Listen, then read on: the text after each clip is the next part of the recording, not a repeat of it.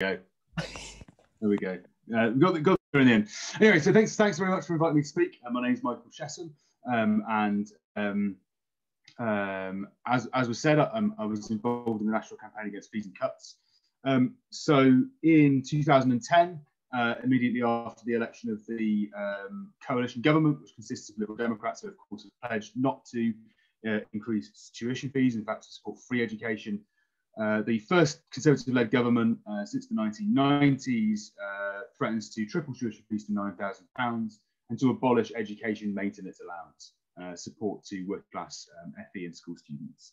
At this time, I'm a sabbatical officer at UCL, and I just co-founded the National Campaign Against Fees and Cuts. More of that later. The story begins really on November the 10th of 2010, when an NUS organised national demonstration. Instead of doing what NUS wanted it to do, which was to be incredibly boring and march from A to B and sort of passively wave and then go home and lobby MPs, instead smashes up the Conservative Party headquarters at Millbank. Many of us on the student left in central London had plans for that day.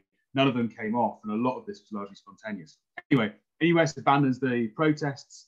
It's taken up by the student left.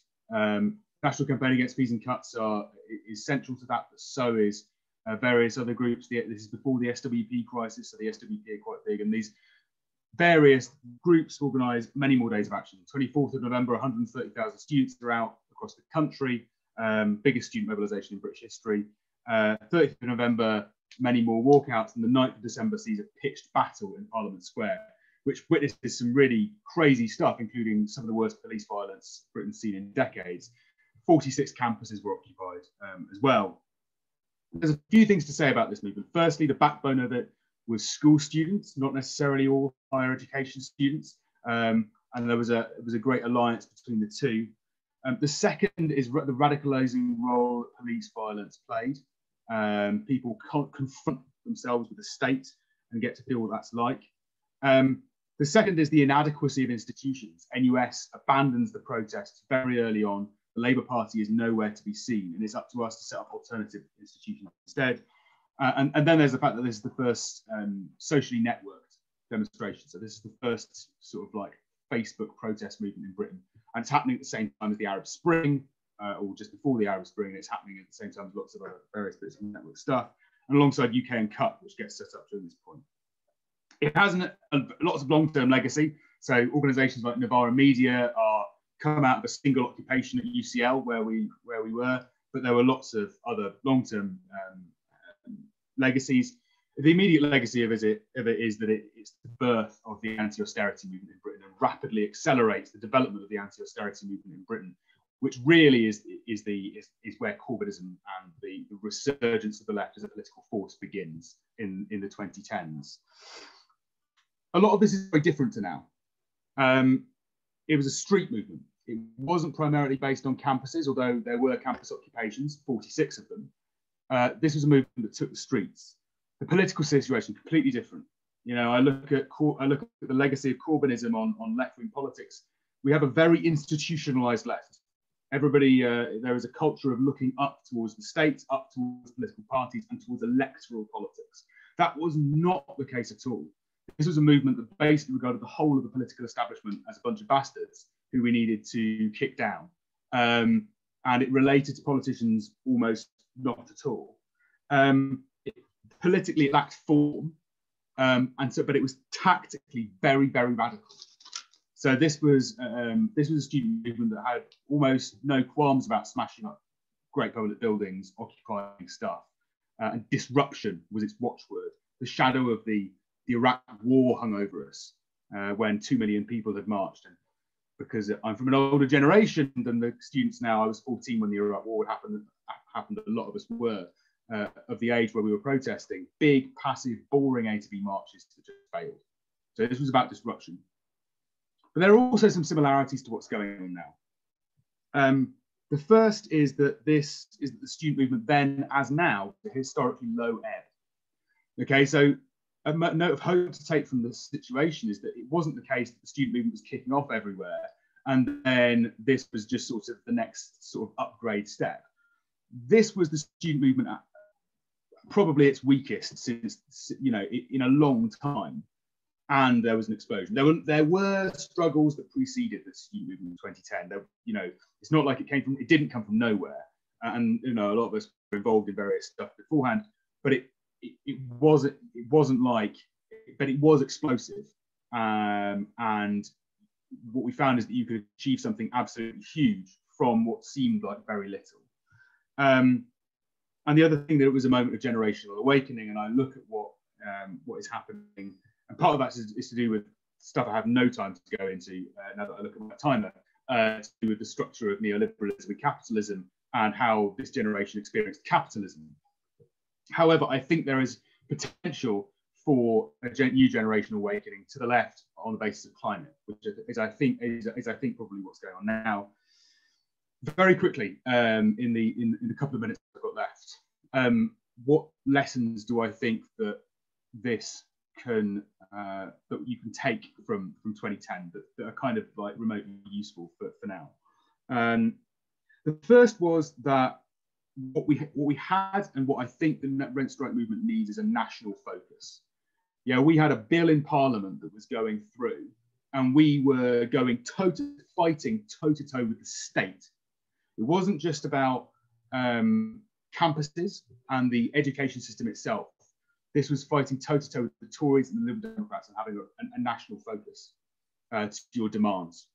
That wasn't just, please will a left-wing government implement this when it gets in. It was, we're going to fight this government and we're going to stop it.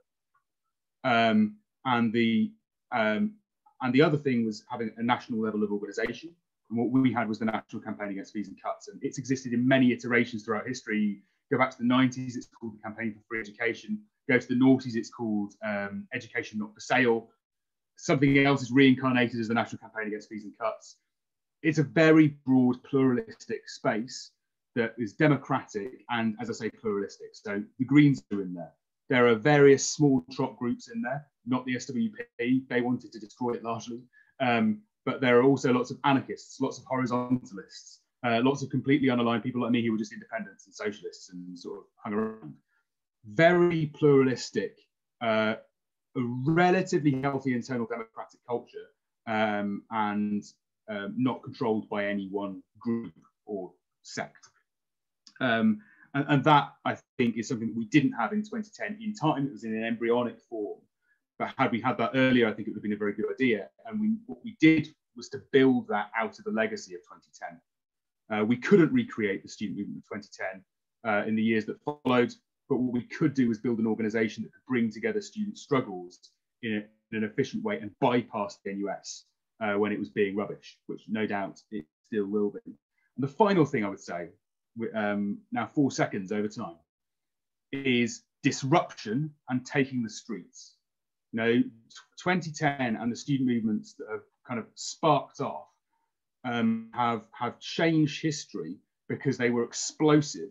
They created spectacles, they disrupted stuff, and they were impossible to ignore, and they took over spaces physically in cities, not just on campuses. I think that, for me, is going to be the real challenge of where these rent strikes now go. How do you take that movement from campuses into society at large? That's not necessarily about dissolving yourself as a student movement and saying, we're no longer a student movement, man, we're just doing other stuff. No, how does that student movement take the streets and become seriously disruptive? Which is what we did achieve very briefly in 2010, and I think we need to achieve again now. I'll end there. Perfect, thank you. Thank you for such an in-depth description of your experience. Seeing the evolution of leftist politics through the scope of the student movement is just truly fascinating. Leading on from Michael, we have Matt, who authored Student Revolt, that described these exact events in an actual book. Is he here? Over to you, Matt, if you can unmute.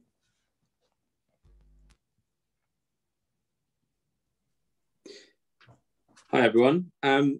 Great. Well, I'd like to split what I'm about to say into 3 parts. I mean, the first part is talking about 2010 and what it was.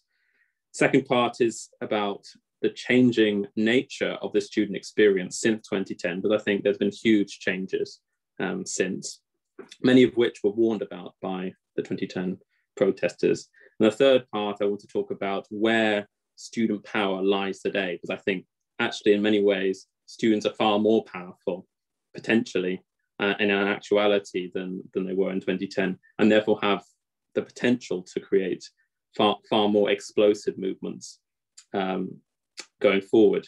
So the first thing I'd like to say is just that 2010 was an unprecedented social movement in British history compared to the 1960s, and the number of people involved, and also the size, radicality, and the spread geographically across the country, from Northern Ireland to Scotland to Wales to England. All the major cities, many of the different campuses are occupied, but also there's a huge incorporation of school students from very, very diverse backgrounds in a movement which was in temporality incredibly concentrated, only really one or 2 months, but really continued if you see the number of people involved over at least 3 or 4 years.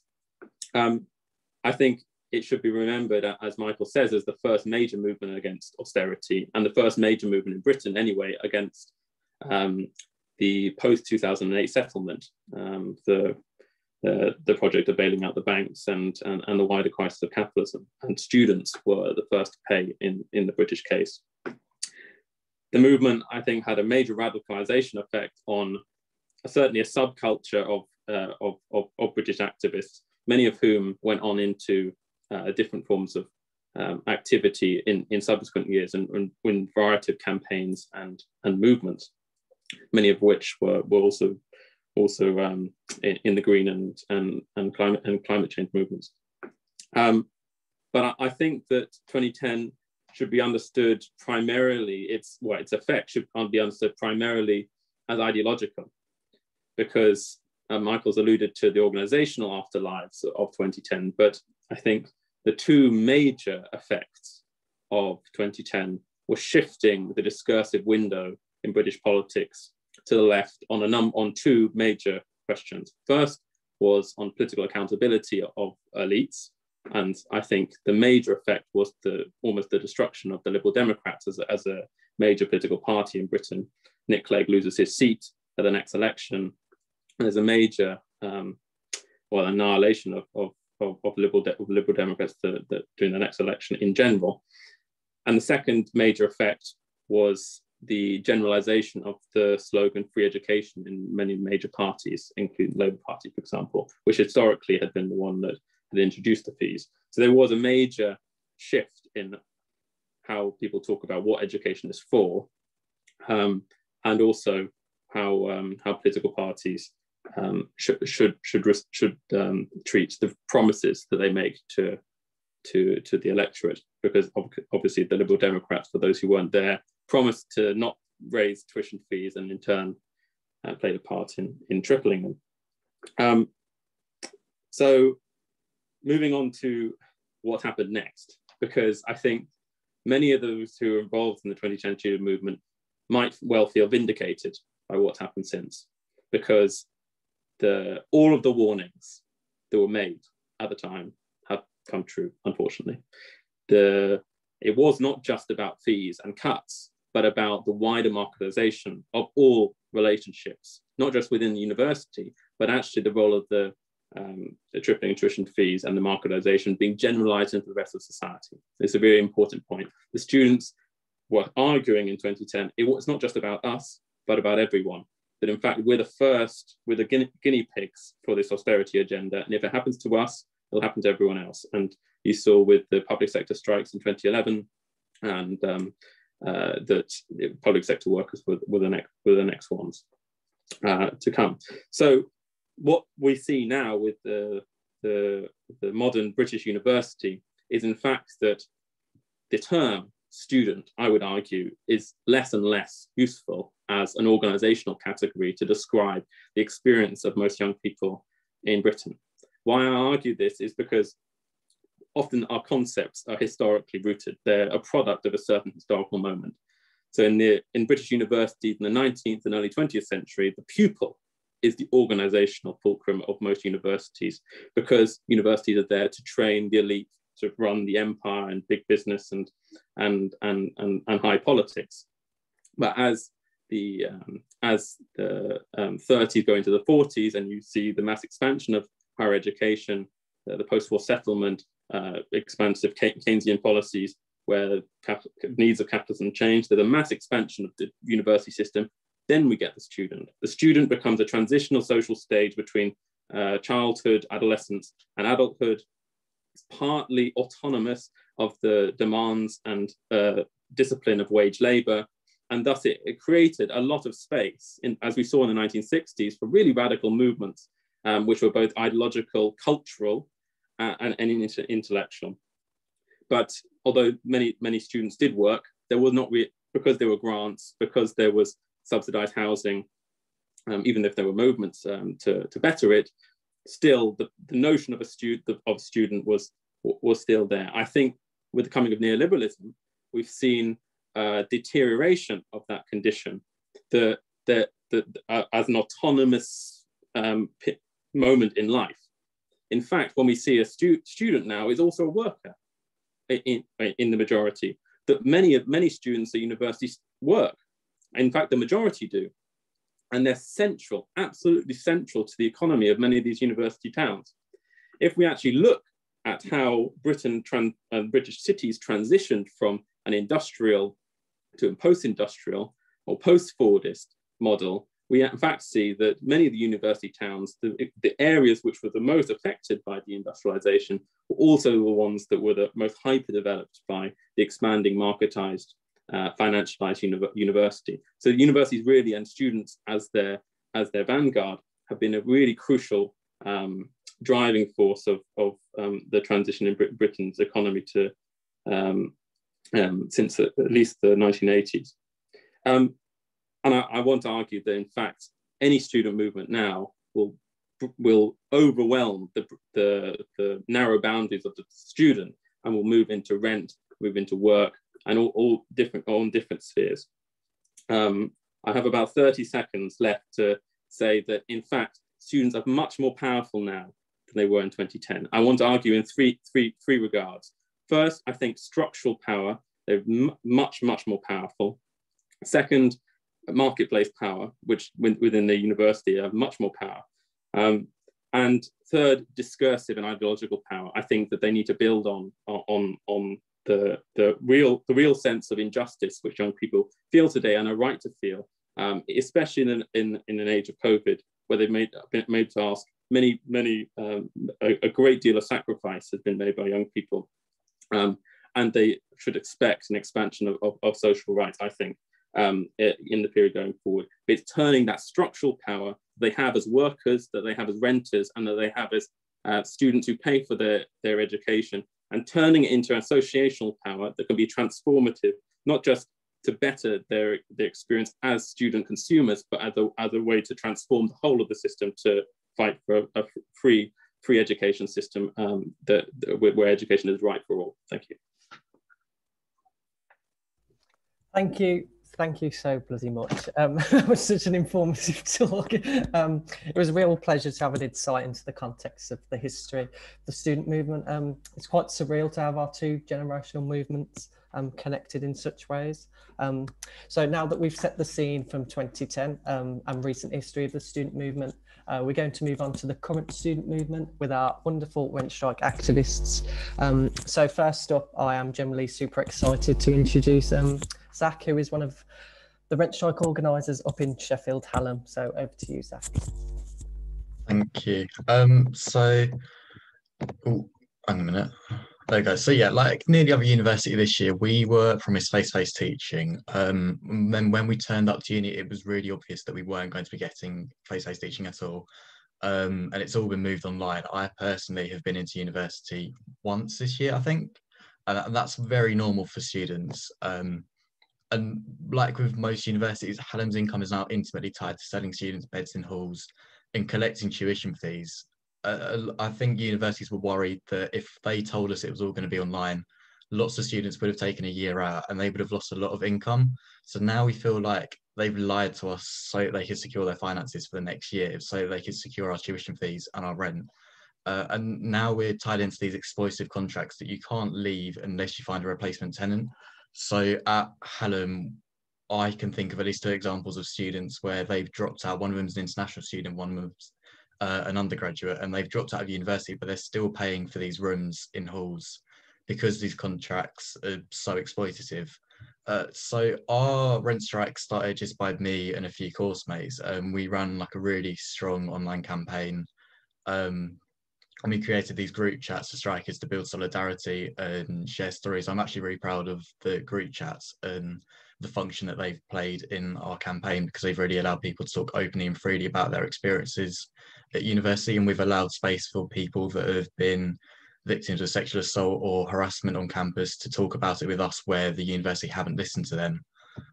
So yeah, when universities stopped being publicly funded and needed more money, I think some of them responded in one of 2 ways. Some became landlords and tried to extract as much rent as they can, and others saw it as an opportunity to cut costs and outsource their accommodation to private companies. At Sheffield Hallam, they took the second option, and our halls are now run completely by private companies like United Students, and it's shifted the burden of accommodation costs onto students in the process. Private accommodation is on average more expensive than that owned by universities, and we've got a much lesser degree of accountability or ability to hold our landlords to account because they're private and they're not our university.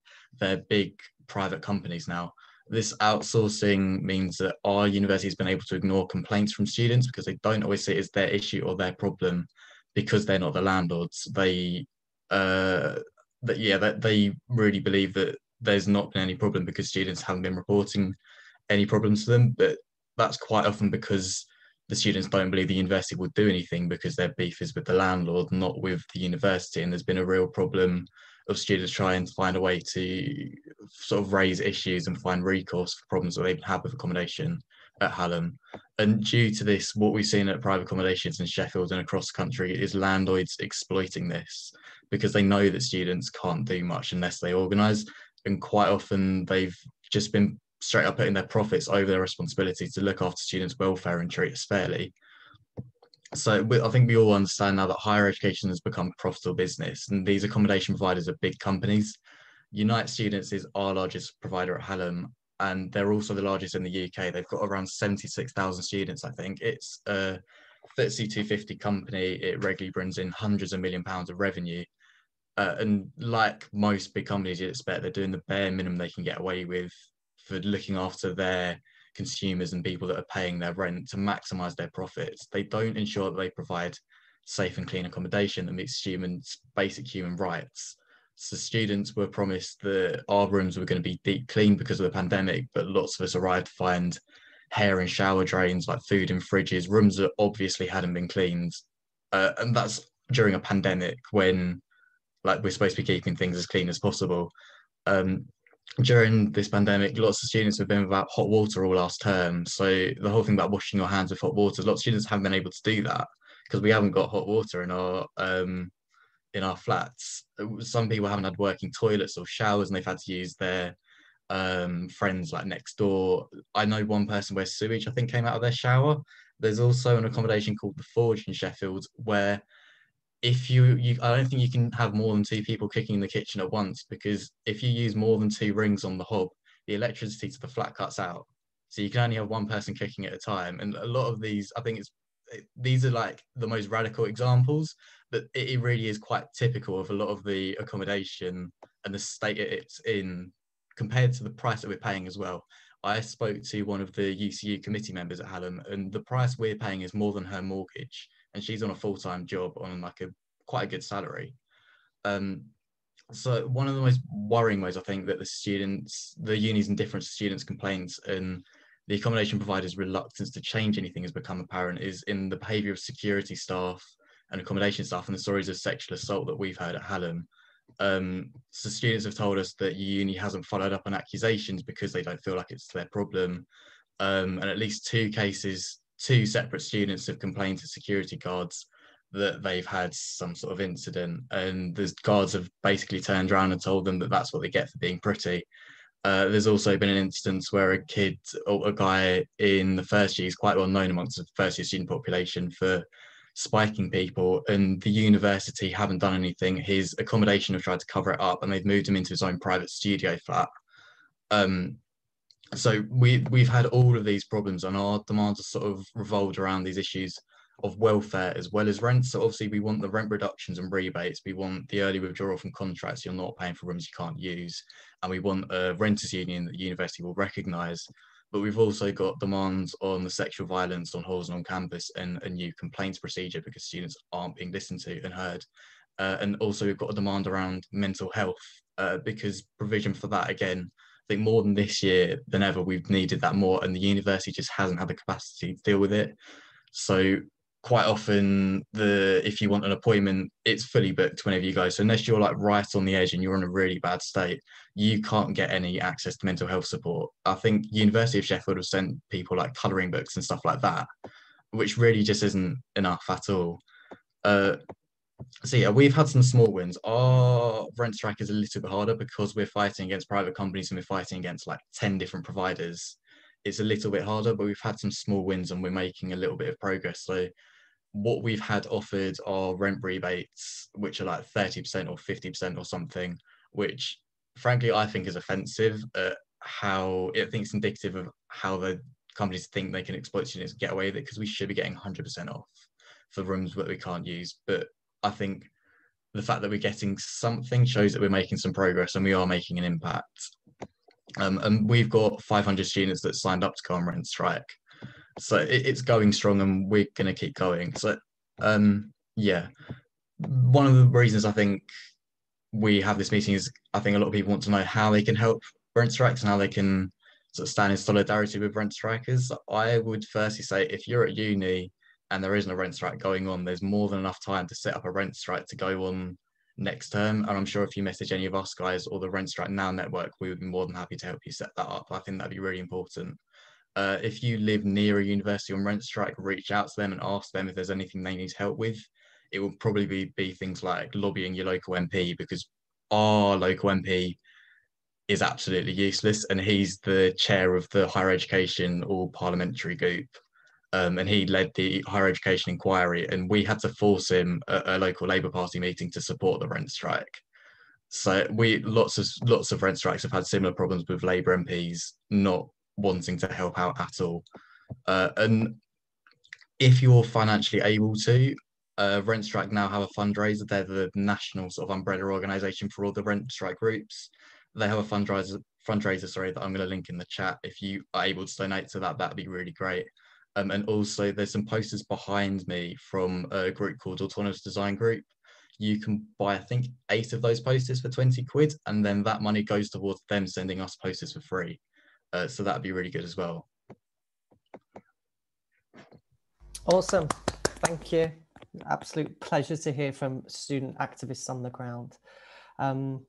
It's quite bittersweet to hear stories of how you guys are organising, but also a real source of anger at students being exploited so mercilessly. So our next panellist is Tori, another student organiser at both a local and national scale. So over to you. Yeah, hi guys, my name is Tori, unironically, not a Tory. But I'm excited to speak to you guys today. I am from the LSE Rent Strike and I'm the lead organizer of that rent strike. And I'll be kind of exploring how the LSE Rent Strike has developed, how I personally feel about the crisis at hand, how the strike feels about it, and so on. So firstly, I think it's really important that we acknowledge this and emphasize that this is a crisis. And as a few people have said before, this is a crisis of capitalism. So that when we kind of acknowledge in the media, and by and large, I think students agree that this is a crisis of the marketization of higher education, we also emphasize that this is capitalism, right? That's what's caused the crisis. It's caused and created unresolvable contradictions, especially at the LSE. So sort of the logic behind these contradictions, without getting super into it, lies in overproduction, right? This is also a crisis of overproduction. Capitalism simply can't afford to increase productivity. Thus, it can't afford to invest in education. That's the bare minimum, right? And it expanded into markets, capitalism did, internationally, until it had largely infiltrated every market, then returned to the British domestic sphere with the infiltration of the education sector. And this aversion to productivity that has manifested itself in privatization is completely counterintuitive to progress, right? Put simply, to growth, the development of our society in general. So you could say quite safely that the marketization of education is holding us back. And the LSE is a very special case in this regard. Almost 70% of its students are international, including myself, therefore paying fees which are over double that of domestic students firstly. But doesn't that lead you to question, does it take double the funding to run the LSE, which is actually a relatively small institution with under 11,000 students, right? So this leads us to ask again, where does the money go? Plain and simple. So the LSE has purportedly told our student union that the majority of the loans they receive, right, go towards staff salaries. Fair enough. Well, the LSE expresses concern over its ability to retain staff and saying that, and yet it's the cleaners that are laid off, right? It's the low paid workers that are laid off, while Vice Chancellor Manouche makes $491K a year. We have 109 staff making over 150K a year and 306 making over 100K. And I think this is pretty concrete evidence of a crisis.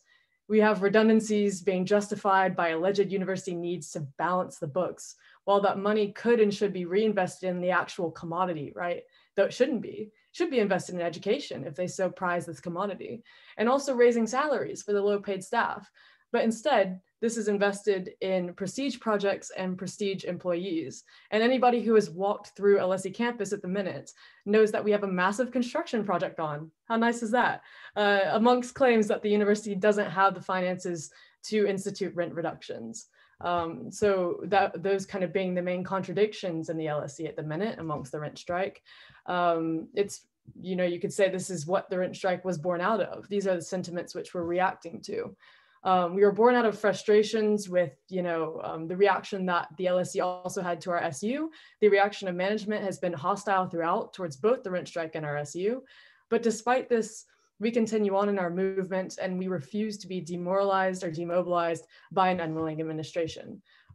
So we decided in creating our demands that about a 30% reduction of rent would be appropriate for students choosing to live in halls. So personally, of course, I would vouch for more, but of course, as the democratic practice prevails, we decided on 30, though we're pushing for all students to be allowed contract releases as they so choose. As well as, I know it's important to consider that international students, as I'm sure you've seen in the news, have been pushed beyond their means, not being allowed out of their contracts because the LSE, being one university, has decided to invalidate the return home as necessary for international students, even in exceptional cases. So you might notice that my background doesn't look like a university room, right? It's not, it's my room at home because I was able to travel home, right? And regardless of this, I am paying rent, right? I'm paying rent in full for a room in London, which I'm not living in, despite the legality of my travel. So that being one demand, we call for no penalty deposit refunds as well, no repercussions for rent strikers, which we actually achieved, and no staff redundancies, which I sort of elaborated on before, and which is certainly achievable despite university resistance. We also call for the LSE to open the books. We say, again, show us the finances. If you can't afford our demands, then prove it, right? Show us why. We also call for student involvement in the management of university finances. For students being those who really run these businesses with our money, right? We should have input as to how our finances are used. And these being our demands, there are sort of sub-initiatives below these where we have also had successes. So apart from securing no repercussions for rent strikers, the pressure that we applied on the LSE alongside our student union actually resulted very recently in the removal of a £25 per week fee, which was like a holding storage fee for students to leave their items in their rooms during lockdown, despite that they couldn't travel back to those rooms to collect those belongings. So now that that's removed, effectively, students who are away from halls are living rent-free throughout lockdown, which is very exciting. That we should still remember that at the LSE, not most students who are in halls at the minute are international. Right. This policy really only benefits the domestic students who might have shorter contracts who are away from halls. Though we still have to appreciate this for the success that it is. And on the other hand, that being a success, our most recent challenge is being kept at arm's length by management, who has now twice postponed our meeting with them. But we will respond instead by, applying pressure, especially intervening in the upcoming LSE Festival, which will host distinguished speakers for 6 days and will actually feature our Vice Chancellor Manouche releasing her book. So we're very excited to intervene in that. And we'll try and coordinate that with Justice for Cleaners as well. And lastly, kind of touching on how the Green Party, how the Young Greens can show solidarity in anybody, really. Supporting the rent strikes via lobbying on our behalf is extremely helpful. You know, the simple act of writing is very powerful. Writing to different universities, writing to UK, citing our demands and our movements, and calling for our demands to be met in full would be completely outstanding. Sort of in the way an MP might pressure the university, you know, via writing, as they should be. And we actually have Keir Starmer, who is a Labour MP, of course, I think for Holborn and St. Pancras, where we have 2 LSE halls of residence. I think actually about 1,000 students collectively. And of course, he hasn't responded to anything. No action has been taken, despite some small kind of statements here and there. And ultimately, especially as is the case with the LSE, reputation is everything for a university. So if you could use your platforms, which have very great reach, to pressure the universities and landlords to support us, that's completely invaluable, and go to the press if possible. So my conclusion would really be that justice for students can be won with 1, the right ideas, and 2, applied pressure. And we have the right ideas, so we'll continue to apply pressure until our victory. Awesome, thank you. What a superb analysis of how the late stage of capitalism is destroying our once beloved greater higher educational institutions. As non-striking students and non-students in the room, it's so important for us to hear stories firsthand from those on the ground. So thank you, it's wonderful. So our final panelist before our Q&A session is Emerson. So firstly, it'd be great if you could explain your current situation so we get an idea of how complicated striking in London can be. So over to you, Emerson. Thanks so much for inviting me to this. It's so great to talk alongside such great people. And it's also amazing that there's at least one political party in this country that is unreservedly supporting rent strikes when there should probably be one more. I'm a first-year student. My name is Emerson. My pronouns are he, him. I'm a first-year student at the LSE. But living in University of London halls and organising with the University of London rent strike. So I guess why we're striking, as the others have touched on, in London especially, we pay some of the highest student rents in the country at £240 a week for often what is just a small room and shared toilet, given that the average student loan in London is about £6,000. That's £10,000 in rent. That's an extra £4,000 you need to find from somewhere. That means in normal times, people work. 60% of students work alongside their studies in normal times, and 1 in 7 work full-time. But clearly, at a time like this, when unemployment is so high, that's just impossible for most people. We've seen reports, I'm sure people have seen it in the news, that Channel 4 report of an entire food bank in East London having to be dedicated solely to international students who are expected to pay their fees either up front or straight out of pocket in installments throughout the year.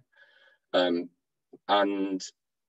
the poverty that many students are living through is not appreciated, especially by huge sections of the media who love treating students as scapegoats alongside immigrants and you know their other favorite punch bags. But students are up there, and we've seen that this year despite the huge public support for the rent strikes. The treatment of students in Uni of London halls has been awful. We've had eviction threats during the pandemic for things as benign as doing laundry during a lockdown. We've had quarantine food being doled out to students without any regard for their basic dietary requirements. And all of this, including the financial strain, has taken a huge toll on everyone's mental health. But clearly, we wouldn't expect it, given how awful they've been in other areas, but there's been no extra mental health provision for this year, at least where I am. But clearly it's not just a case of this uni's being awful, this uni's being awful. It's, as Tori mentioned, it's a fundamental problem with the way that universities are run undemocratically and funded through this broken marketized system. It's everything we see this year is a symptom of those underlying changes that we've seen over the past 20 years. So in some cases, yes, the inadequate response to the pandemic is due to individual choices made by vice chancellors on fat cap £500,000 salaries. At the University of London last year, during the pandemic, they made £42.4 million as a surplus, but they won't even acknowledge the strike. But clearly many are not in that position. And it is all down to the way that different universities are treated completely separately based on their arbitrary place in a league table that values all the wrong things. Over the past 2.5 decades, higher education funding has been transformed, with the main problem lying in the way that universities are more reliant on private finance than any other OECD country, including America, where clearly everything is just, everything seems to be far further to the right than things in this country, but not in this case. We're more batshit than they are. Unis have been turned into businesses instead of the public services they should be. They compete with each other for fees, especially for international student fees, which now make up half of university income. The next 20% of their income is from other private sector activities. So they're now landlords, they're event managers and caterers, all stuff that unis should have no place doing.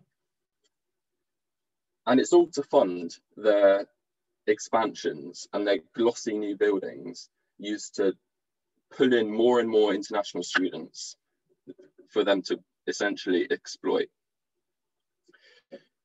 And I mean, from a student's perspective, we have a bizarre, the system is completely bizarre. It's just strange.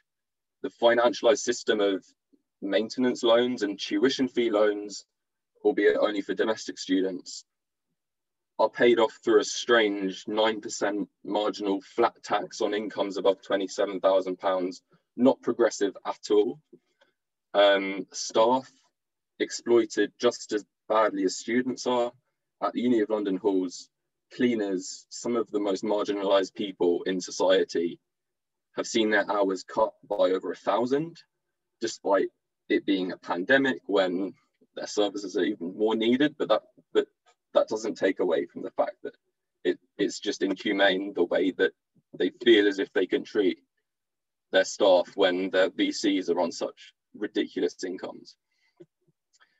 But clearly we've seen these 55 rent strikes. We've seen the largest student movement since possibly 2010. But there may be an extra month left in the rent strike movement. Many are starting to get concessions. We've had a few relating to lockdown and stuff. But it's so important that the momentum that we have now is carried on and channeled into a wider movement against fees and against marketisation. I mean, there are as many rent strikes as there were occupations in 2010, but that is where we need to go next. It needs to be about upping the energy, taking over student unions, and trying to recreate that same sense of urgency with something along the lines of how the tuition fees vote in 2010 provided a sort of focal point for activism in a way that we don't really have. So there isn't a sort of urgency around, say, a vote that students can organise around, but that's what we need to try and recreate. So clearly, goals would have to involve, in the long term, scrapping tuition fees and not just waiting for 2024 with fingers crossed that Labour might somehow get into power. We need universities funded through progressive general taxation, just like any other public service. The reintroduction of maintenance grants is also another one that is left out, because the current system we have means that the poorest students on the highest maintenance loans graduate with the most debt. So all that needs to change. We need to recreate the organizations and the structures that were around for a few years after 2010. So a national campaigns against fees and cuts style organization. We've been trying to do something like that with Liberate the University, expanding with branches and universities across the country. And there are other fantastic groups doing similar things like Pause or Pay. But ideally, we need to come together and unite in order to keep the momentum going. I think I'll end it there, but thanks again for inviting me to this. Awesome, thank you. Rosie, do you want to jump in? Yeah, amazing. Thank you. Can we have it once again, another Zoom round of applause for our amazing speakers. That was incredible, and like so much content forced into a short period of time. So thank you all for speaking, because I can also see that as you may have been reading the minds of our audience, because I was seeing lots of questions come through that you then started to answer. So some things we'll kind of come back on and take a little further, but that was brilliant to hear. And I think, as you said at the start, Billy, like it's such a pleasure to have like student organisers from the 2010 protests, and together with rent strike organisers who are, you know, we're talking about the same thing here. We're talking about the big picture of fighting back against the marketisation of education. And if you have questions for our panel, you can still send them in.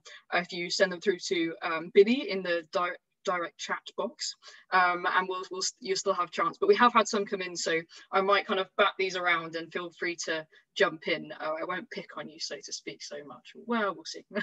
But the first question that I thought we'd go to is an interesting question on fee rebates. So one of the things that we've been hearing, some students have been calling for this. We've heard that vice chancellors might be interested in calling for this, asking for students to have some money back on their education. And so the question is, if as we're currently hearing calls for fee rebates, and if it's even possible that vice chancellors start to ask for this, or even if we see a win, even if we see these granted by chance, how can we make sure that we don't fall into the trap of saying that our education isn't worth 9k, as if our education has a price tag at all? So the question is, how can we make sure we're not falling into the trap that our education has a price tag, and how can we make sure that if it is granted, that we're managing that well, as illustrating pressure from the student movement, but not so much buying into that marketized that false narrative about education having a price tag. I might start over with Michael and Matt, maybe as a kind of like conceptual question, and then ask the rent strikers maybe to come in after. So I don't know if Matt or Michael, you'd like to jump in on that question. I think you're able to unmute yourselves, I think. Yeah. Yeah. Give me a minute. I haven't been sorry. Big one straight. Do you want to jump in, Matt?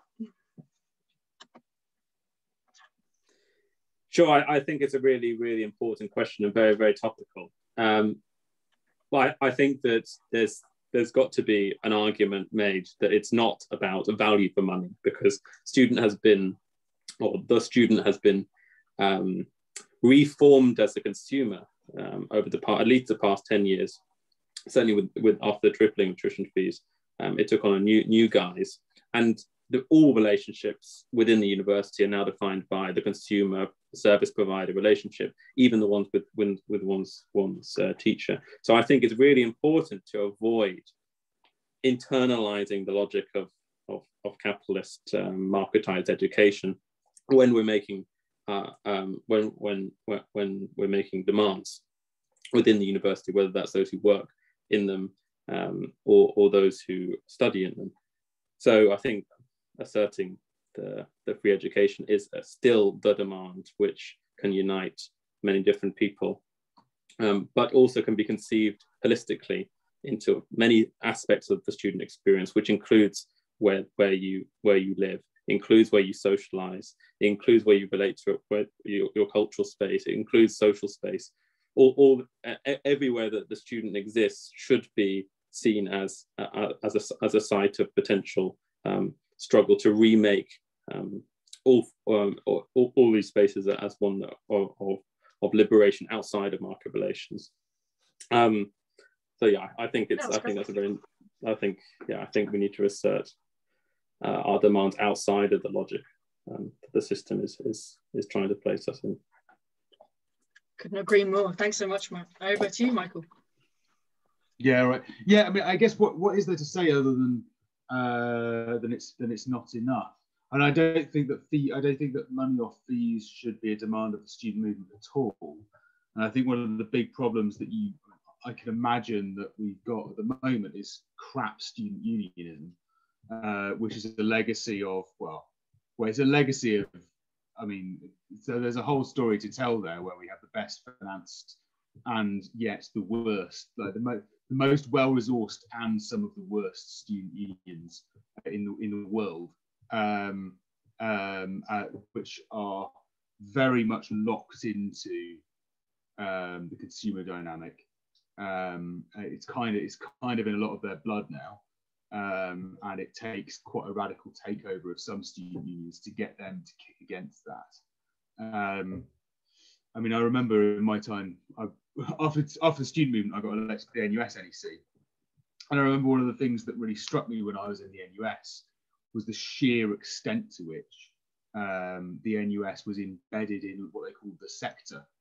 So it wasn't just that they didn't really believe in struggle. It was that loads of their stuff was funded by government quangos that were there to regulate, that were part of the bureaucracy of the new market system. And so, in a way, I think there's something to be overcome there. And a lot of the problem is that a lot of that stuff won't go away until you can sort of either kick those structures over or take them over in a meaningful way, and a more meaningful way than perhaps happened in the last few years when supposedly left-wingers got elected, but really nothing came of it. And the main point to make about it is that it doesn't actually matter. I mean, giving people a little bit off their fees one year is essentially saying, I suppose for people who pay up front, then it has a more direct effect. But for a large proportion of students for whom this is just another bit of debt, it doesn't fucking matter if you get $3,000 off your fees one year. What matters is the entire system that sits around it. And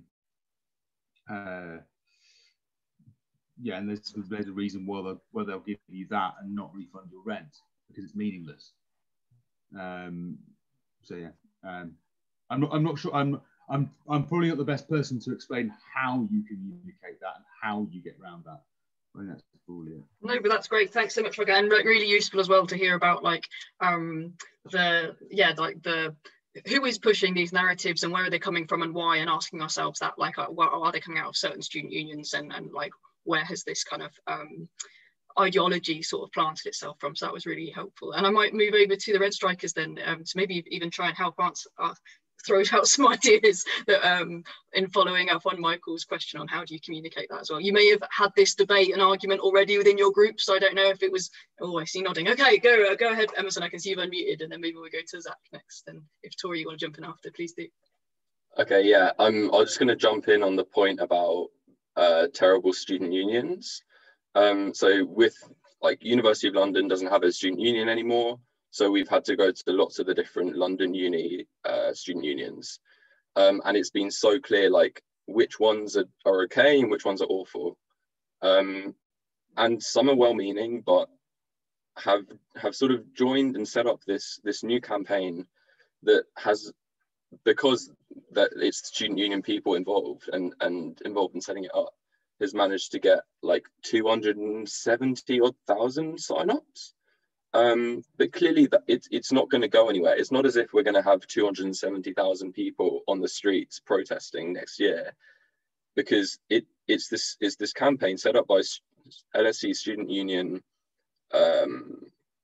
sabbatical officers who are whose aim is to sort of get a one-off refund this year, and with a sort of aim to put money back in students' pockets and get some sort of reimbursement for just this year because of the pandemic.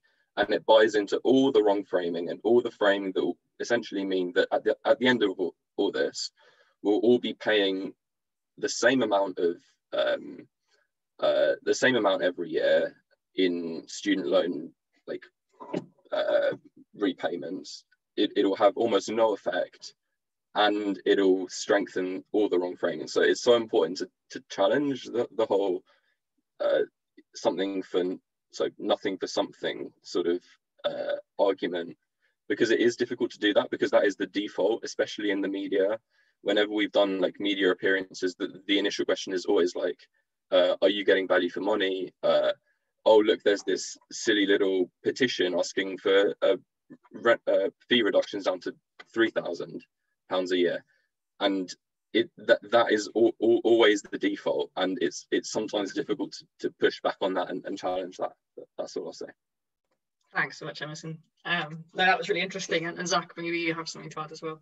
I think what I'll say is, like, the rent strike now, and all of the rent strikes have been really careful to try and avoid like going into that sort of discourse that education has a value and it's something that can be bought and sold like a commodity. Like I think we're all really conscious that we shouldn't be having a debate about whether it is value for money, because it should be free. So I guess what Michael said about saying it's not enough, like I would welcome fee rebates and fee refunds, but ultimately that's just going to affect me for 1 year. And it's something that should tie into a much wider campaign that we shouldn't have any fees at all. So I guess that sort of answers the question. I really wanted to pick up on what Matt said about students. Everywhere students existing should be a space to make demands, because I really feel like it's not. National Campaign Against Fees and Cuts was a campaign against fees and cuts. It was focused on that, but students get screwed over in so many other sections of society now. Like, so there's work, we're quite under unionized, we work in crappy jobs, they're allowed to pay us less for our age despite doing the same job, which really pisses me off, but I won't go into that now. There's work, there's rent, there's the tuition fees, there's all sorts of other things, and I think the student movement now should be making wider demands about where students sit in society and where our interests lie outside of university as well as inside university. So yeah. Nice one. Thanks so much, Zac. Yeah, some really like exciting big picture thinking that's already happening quite early within a strike movement. How many months have the students been striking? It's already like moving straight on. It's so exciting to see. I guess like we're like witnessing what Matt was saying about like the kind of institutional power, strength, collective association thinking around the student movement at the moment. So that's cool. Tori, I know you haven't spoken on this yet, so feel free to if you wanted to jump in. Yeah, following some good points. I'd say I have three. Firstly, there is value in transitional demands. You know, it's not worth really entirely shucking off concessions as they're given. Though there's something to be wary of in kind of trying to execute this process of meeting universities halfway, right? It's very dangerous. And in of that, movements take a lot of hits their momentum. And it has at the LSE, you know, whenever some concessions are given, which favor one population, discriminate against another, a movement is broken. And this has happened at a lot of universities. So we kind of recognize that a lot of these concessions we're taking and kind of giving are transitional, and that, you know, we don't recognize this as being our in position. And those kind of encompassing my first 2 points. My last one would be that in the UK, you're really lucky to have the memory of 1998, right? And before, when education was essentially free. Right? Whereas a lot of the world doesn't have this memory, America doesn't have this memory. And, you know, we're having largely the experience over here at university, yet students don't question this whatsoever. It's so important that you have the memory of something which is causing you to question the events that are happening today. And it's just to really hold on to that memory and know that, you know, with the right circumstances or without, right, by fighting and I think, as people were saying earlier, causing some disruption, that we can enter another stage where we have free education in the UK. And it's a really lucky thing that we're kind of questioning this and that we have this consciousness. Awesome, thank you so much. These are like brilliant answers, and I feel like gutted that we had because we're in a Zoom meeting, we can't have like full flowing conversation, because I can see people going like, oh yes. So if you do want to jump in or add anything before I move on to the next question, please do. But I thought actually we might move on to one on the topic that you've just been yeah, like on the same theme really, about kind of like moving, I guess, onto that kind of those broader based asks and demands, and understanding like students not just as students but as workers, as young people in society being trampled on in a number of ways. There's a kind of question here that's come through about as non-striking students, and I think actually a lot of people even here might be, we would noticed actually, funnily enough, as the young Greens, when we were like, right, let's find out who are like, let's go to our societies, let's find out which ones are involved, can help get involved in and mobilize and start organizing and supporting the rent strikes and even striking themselves. We recognize that so much of our network are second or third years, because it's been so hard to recruit new students societies this year, for example. So an awful lot of our activists, the core activists, are second, third years, master students, etc. And so the question that has come in is like, as non-striking students, we sometimes feel a bit powerless or lost about how best to support the strikes, and what's the best way we can show solidarity. But I thought perhaps maybe we could open that up about like, how could non-striking students support the growing movement and the wider kind of demands and status that you're talking about of like students as yeah, stamped down on by the marketisation of education and general neoliberal capitalism. So yeah, the question is where next for encompassing non-striking students, and yeah, how can they support the movement more broadly? I don't know who wants to jump in, if that's a question that maybe the rent strikers, I know like Zac, you were talking about this a little bit, and Emerson and Tori in fact, so maybe it's a good to throw to you guys first and then back over to Michael and Matt. Yeah, I would say like, if you're at a university and they've got a rent strike, just reach out to them and ask. Like, our campaign isn't just first years, we've got people that aren't striking on our committee, because I think we recognise that activist experience is really valuable, and second and third years are going to have more of that than first years. So don't feel like just because you're not on strike you can't help out, because we've had lots of help from people that sometimes aren't even students at the university, to be fair. So like, reach out to your rent strikes and ask what you can do to help, because they will need help, even if it's something little like phone banking. There's lots of things that you can definitely be doing that they can help you do, and you've definitely got something to offer that they will want to take you up on. I think that's sort of answers that question really. Yeah, it's quite brief, sorry. No, that's great. Practical action is very helpful. I'm pretty sure that's what someone's been asking for. So, but yeah, Emerson or Tori, did you want to jump in on that one, or are you quite happy? Similar kind of message. I can make a quick comment, just kind of say, not to compromise our entire movement in saying this, but especially with rent strikes, you know, the action that we're taking is withholding rent. However, to a lot of universities, like, it really isn't the money that necessarily matters. The rent strikes, I mean, we have some universities with quite larger rent strikes in the thousands, but most, and the one at the LSE really is quite small in numbers. However, our power is still just as much as other rent strikes, because of the pressure that we leverage in the media, just with our voices and our correspondence. The way that we convey ourselves is really what matters in the end, and the pressure that we put in the public eye. So you shouldn't feel powerless if you can't take the action of withholding rent, because it matters, but it doesn't matter the most of all factors. And certainly then that kind of leads into Zac's points about just getting organizing, because I know a lot of leadership and the rent strike is completely worn out. Activist burnout is really coming on hard, and just helping them out would really do a lot for us. Awesome. Thanks so much, Tori. That was brilliant. And Michael and Matt, do you have any thoughts on this from an outsider's perspective? I wonder.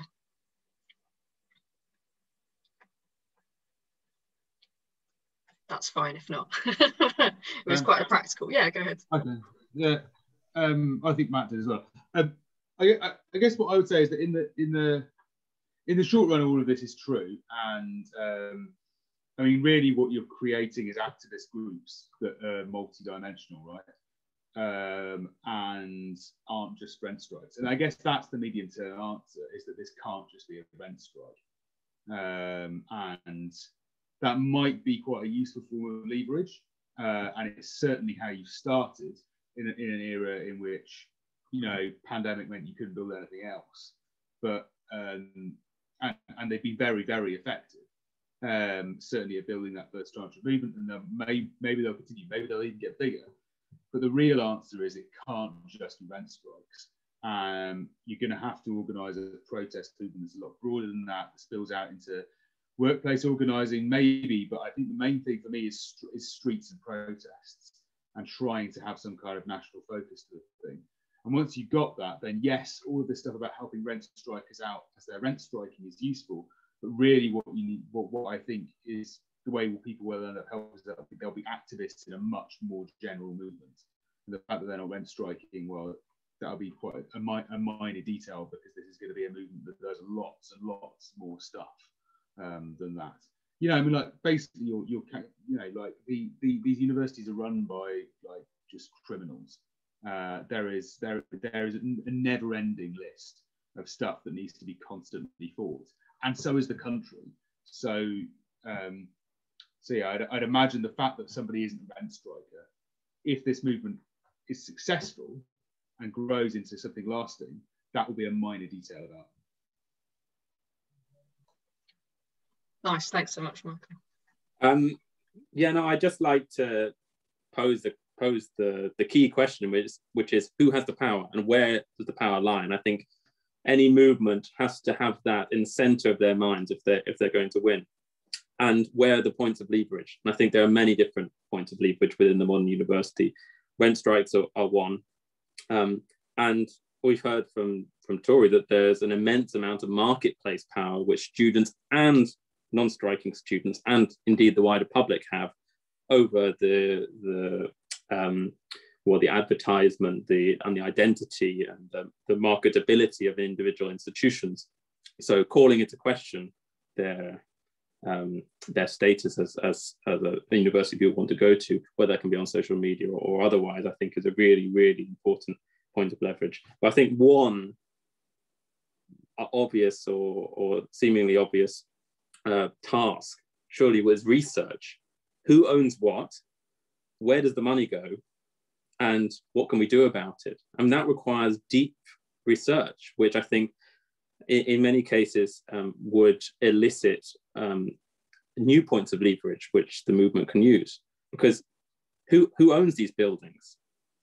Who's on their directorship? Where does the money go? In fact, as soon as you peel behind off a lot of the companies which are the forefront of the gentrification campaigns in London, you find that they're deeply embedded in Britain's rentier capitalist economy. And as soon as you understand the immense amount of money which has been leveraged on purpose-built student accommodation in this country, you realize the amount of power that students have. I don't think anyone, I mean, I was shocked to find out that the most expensive ever property deal in the history of Britain was for purpose-built student accommodation in 2016, £4.2 billion. In fact, the whole sector is worth £50 billion. Purpose-built student accommodation. You can't move on the Financial Times for articles about how great the profit rate is in this accommodation. So I think research is a huge of huge importance.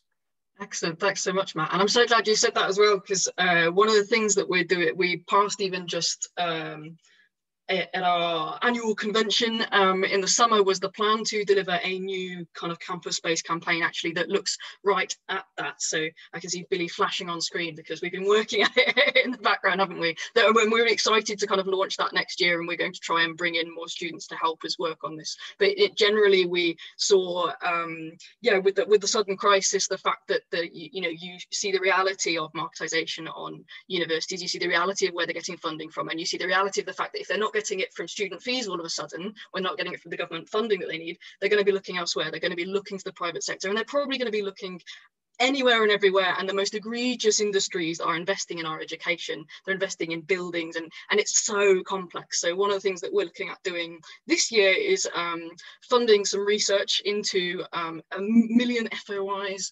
and working really hard to deliver that kind of background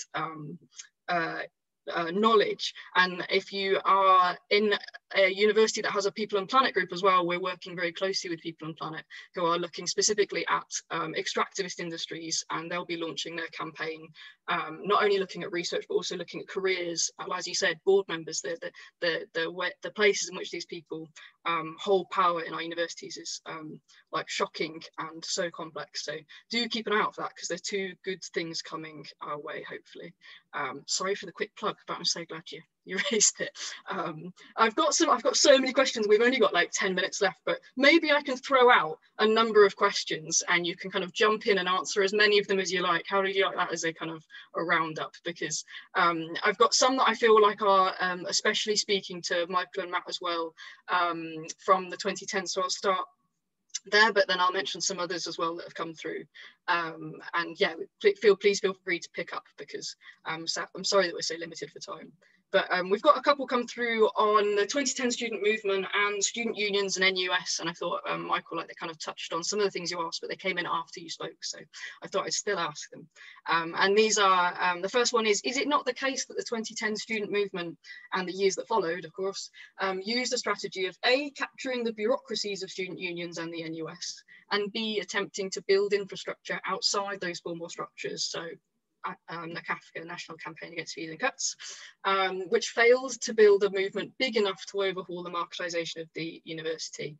Why did those strategies fail, and how can we learn from them? And then someone else has also written, you know, some, oh, sorry, I've lost it. No, the elected leadership of the NUS has changed substantially as well since 2010 and the following years. But also structurally and financially it's changed. So free education wasn't policy until more recently. And in 2013 or 2014, the NUS president was calling on student unions to cancel buses to demonstrations for free education. This hasn't been the politics of the NUS since, but it still faces challenges. What do you think this means for the current wave of resistance against marketisation of education? So those are the kind of like two questions there. Maybe should I ask those for now and then I'll move to the other ones later, because there's already quite a bit there. So maybe if I ask Michael, do you want to come in as a start on those, and then if Matt wanted to jump in and others, and then I'll ask another section of questions. Is that okay? Yeah. So pretty much. I mean, there was a division in 2010 between the. And there was a big anarchist scene after 2010, much of which didn't engage in NUS or the official structures of the student movement at all.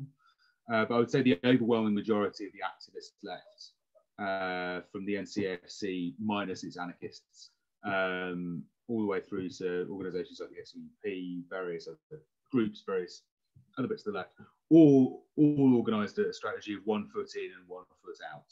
That is to say, you organise your own stuff, but you also fight for the NUS to do stuff. It failed and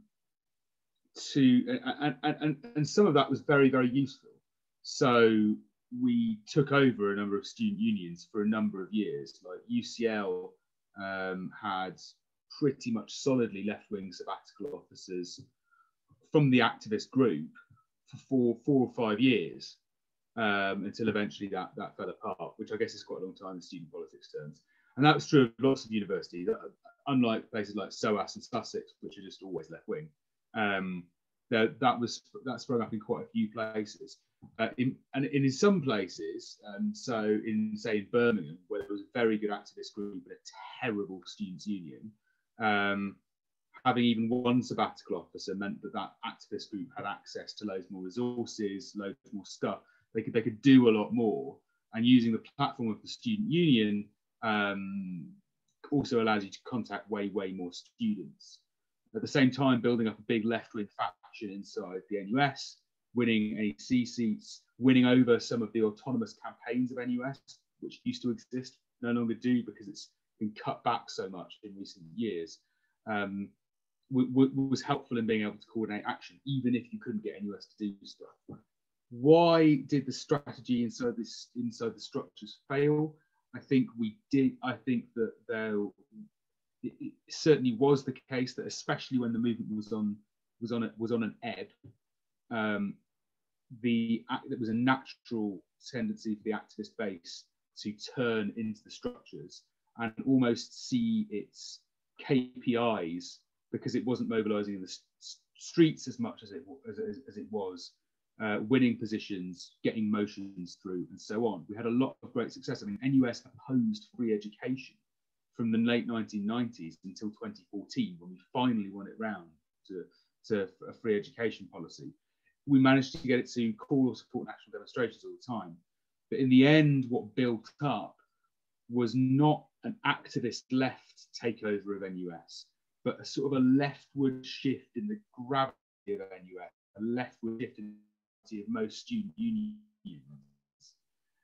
So that it wasn't the activist left that were taking it over. The people who actually ended up taking over NUS, with exceptions, and there are a few people who did win from the activist left, were kind of like, essentially kind of like lefty infused sabbatical officers who didn't really have that much of a history of activism and had kind of gone with the flow of it a bit, and were never that orientated to action themselves.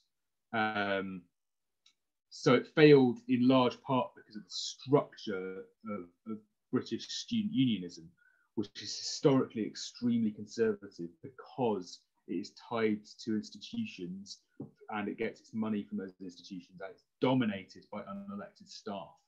I mean, that's the other huge problem with it. Why did we in the end things peter out? The answer is, so the structure, the bit inside the structures was going on and happened a bit later. The honest answer as to why the student movement of 2010 eventually continued, but was always going down from 2010 downwards. We kept it in health for as long as we could, and then we kept it on life support for as long as we could. But there was nothing that we could do in the end because it was an anti-austerity movement, and the anti-austerity movement more widely was falling apart, in large part because the trade unions sold out the major industrial dispute of the era in 2011. There was a massive, the biggest strike since 1926 in terms of numbers participating. That strike was sold short by its leadership. And from that moment in late 2011 onwards, the whole of the anti-austerity movement is in decline. And no matter what we do, the student movement we can never quite resuscitate the student movement. So a lot of it goes into NUS, but it's a bit of a takeover by wetter people than us. Sorry, that was thank you so much. No, that was so comprehensive and you like so insightful. So thank you so much, Michael. And I might actually, because that was so comprehensive and like brilliant to hear, I wondered actually maybe if we were to take that question further out, maybe it's a question about the NUS moving forward and its use perhaps to any of the current rent strikers. If you wanted to mention anything on that end of that question, perhaps. Go ahead, Emerson. Yeah. I mean, I haven't been involved in the NUS a lot, so I can't say a huge amount about the NUS specifically, but on why maybe all else equal, we might have a better chance now is just because the logic of austerity is not as dominant as it was back then, and just the sheer political will of if we don't make this cut and we give in to the students now, then we'll have to make further concessions and the whole sort of ideological project of austerity will collapse. That doesn't exist anymore. And you have the Tories' economic policy, essentially, especially with the pandemic, being to the left of Labour back then. Like, when it comes to austerity, at least, there has been it's a cliche, but the argument has been won. Whether or not that'll, I mean, it won't lead to the Tories talking about the demarketisation of education, but that centre of gravity has moved significantly to the left, and there isn't that public support for cuts. There isn't that sort of public and like political will to drive through a punishing round of austerity. So that's probably not as big a barrier as it might have been back then.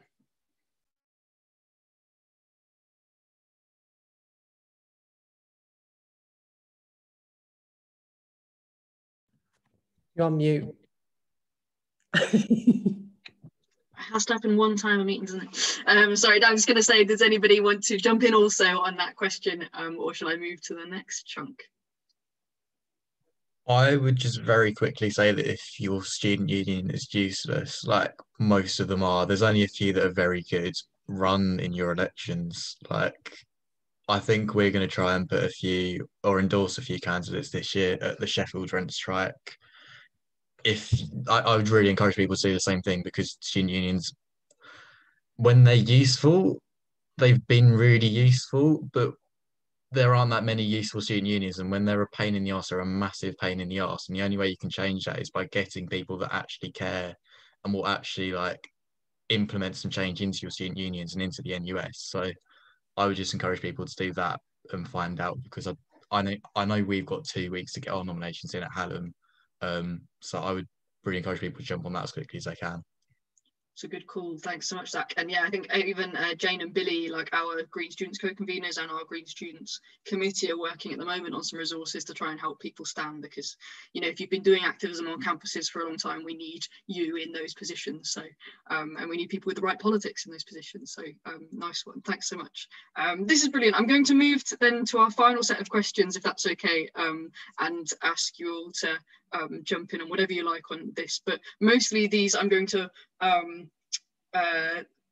put under the umbrella of party political questions. So we've got a load of questions, lots of people on this call. Like, we haven't just got young people and students on this call, we've also got loads of Green Party councillors on here and candidates for all kinds of roles coming up, and they've all been asking what they can do to help as local councillors, as party coordinators. We've got the constituency candidate for the Green Party in Wales here.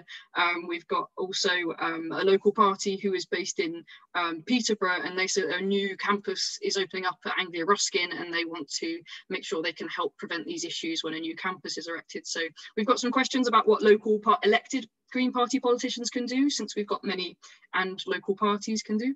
And then we've also got a question that is just on what can we do about the Labour Party's position on this? How can we force Starmer's hand so there's a wider opposition to the current attacks on students? So some kind of questions about local Greens, and as a kind of question about the Labour Party there too. I don't know who would like to go first. I'll open it up. I haven't come to you for a while, Tori. I don't know if you'd like to start us off. Yeah, of course, being an international student, I'm not a specialist in UK politics, but I'll make a quick comment, at least, being I noticed that it wasn't entirely successful, the way that, like, we had some Labour politicians kind of backing the rent strikes, and we still do. But by and large, of course, the sentiment wasn't adopted, and in our correspondence to Labour politicians, it wasn't adopted, at least as the LSE rent strike.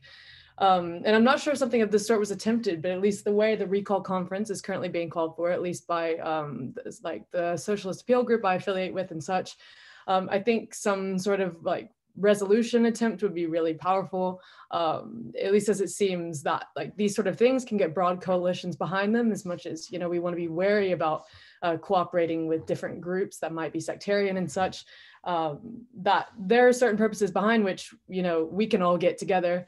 And I think that this would be something productive to consider, is some sort of a model resolution to be circulated. Fantastic. Thanks so much, Tori. Brill. I'm going to go just across my screen, if that's okay. So I'm going to go to Emerson next. Is that all right? Okay, yeah. So on the Labour Party's support or not support of the rent strikes, so with Liberate the University, we tried to, or we got into a meeting with Emma Hardy, who's the Shadow Universities Minister, and asked a bunch of questions around Labour's support for the rent strikes and them being more vocal about it. We were essentially ignored. They've emailed back asking for a meeting after they promised us a meeting, and we got an email back saying, ignoring that and pretending as if that promise was never made.